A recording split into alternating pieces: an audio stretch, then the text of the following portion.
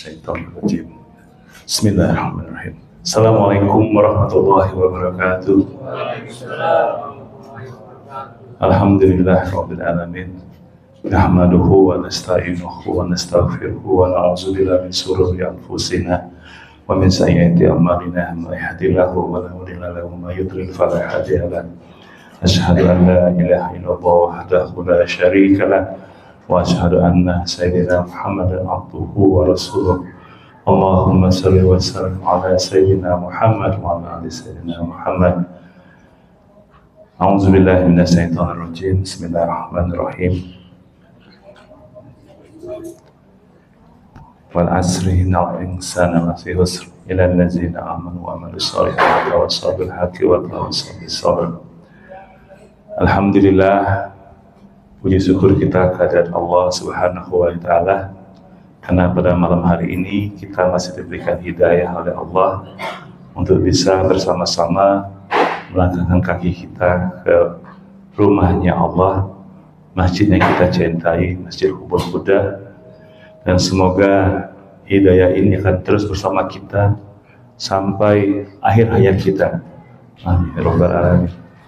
Dan tak lupa juga semoga salawat dan salam senantiasa tercurahkan kepada junjungan kita Nabi besar Muhammad Rasulullah SAW dan para keluarganya, para sahabatnya, para tabi'in, para pengikutnya hingga yaumil kiamat, dan insyaallah kita pun masuk salah satu daripada umat beliau yang akan diberikan syafaat di yaumil akhir nanti. Bapak Ibu yang sekalian, hari ini malam yang ke-7, insya Allah siapapun berniat i'tikaf walaupun sesaat akan diberikan jarak antara kita dengan api neraka itu 3 kali.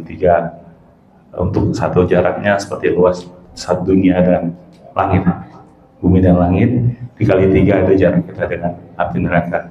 Jadi kalau Bapak Ibu masuk ke masjid kapanpun juga walaupun bukan Ramadan, baca doa, masuk masjid, setelah itu niatkan i'tikaf, maka selama itu Bapak Ibu dianggap melakukan i'tikaf.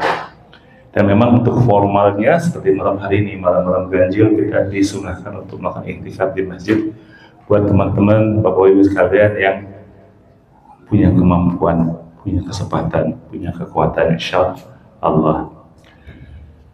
Seperti yang kita ketahui, kalau berakhirnya Ramadan di malam ke-27, maka saatnya kita mereview lagi.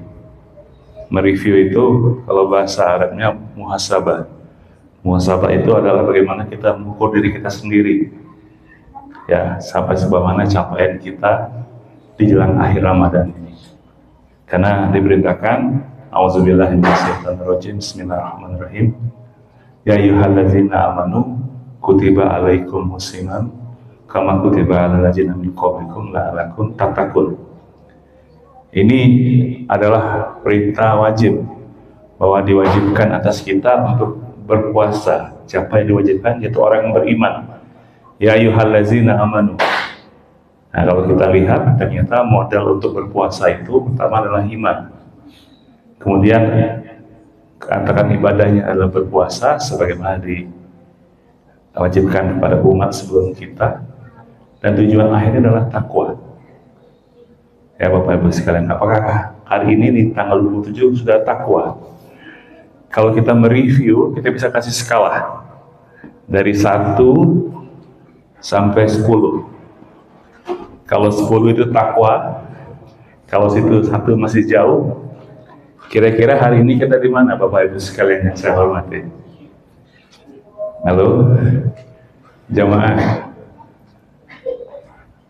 Pak Masran, sampai level berapa? 1 sampai 10 Pak Masran? 10. 10.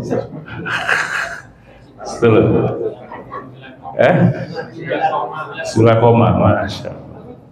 Kalau ada yang bilang 10, artinya sudah takwa, karena sebaik-baik bekal buat mati adalah takwa. Jadi kalau gitu saya doakan husnul khotimah. Amin ya, mau kan? Bapak Ibu mau didoakan husnul khotimah semuanya? Nah. Jadi kalau husnul khotimah didoakan lewat grup WA, orangnya sudah meninggal, semoga husnul khotimah itu sudah nggak terlambat. Karena yang bersangkutan sudah meninggalkan dunia. sebetulnya kita butuhkan doa husnul khotimah itu adalah saat ini. Makanya kalau kita minta doa, tolong doakan saya husnul khotimah. Termasuk saya sendiri, Bapak Ibu sekalian, karena namanya ajal tidak ada yang tahu. Ya, sampai berapa lama kita hidup di dunia ini tidak ada yang tahu.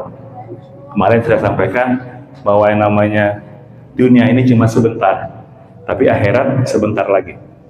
Ya, kalau yang saat ini kita lihat bahwa di dunia ini sesungguhnya segala sesuatu itu sepertinya yang nyata.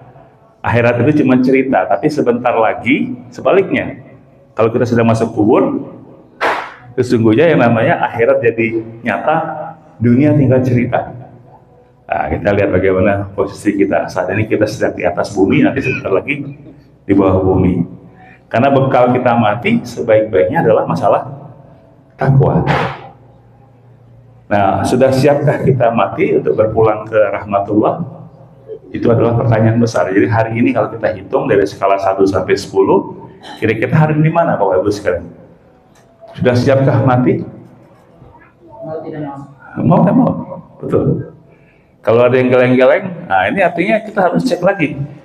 Kalau kita bilang hari ini saya di skala 5, ya kita harus cek apa amalan yang sudah baik, apa yang masih belum baik. Nah, yang belum baik ini kita terus perbaiki.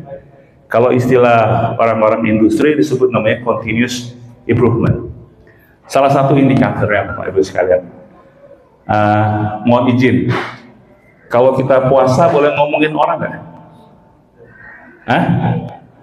Boleh ngomongin orang nggak Pak Ibu? Nggak boleh. Boleh nggak?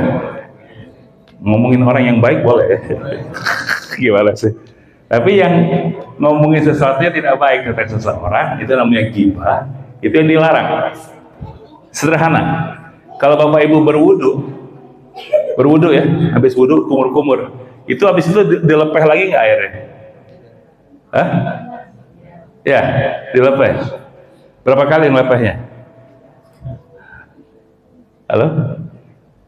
Ada berapa kali ngelepeh habis wudu? Atau habis wudu apalagi tengah hari pas zuhur apalagi diminum sedikit? Ya, karena saya saking takutnya dengan Allah, kita ngelepeh sampai berkali-kali ya Pak, memastikan tidak ada air masuk ke dalam mulut kita. Tapi kadang-kadang kita susah untuk menahan diri untuk tidak makan bangkai. Siapa yang makan bangkai deh? Ada yang suka makan bangkai kan?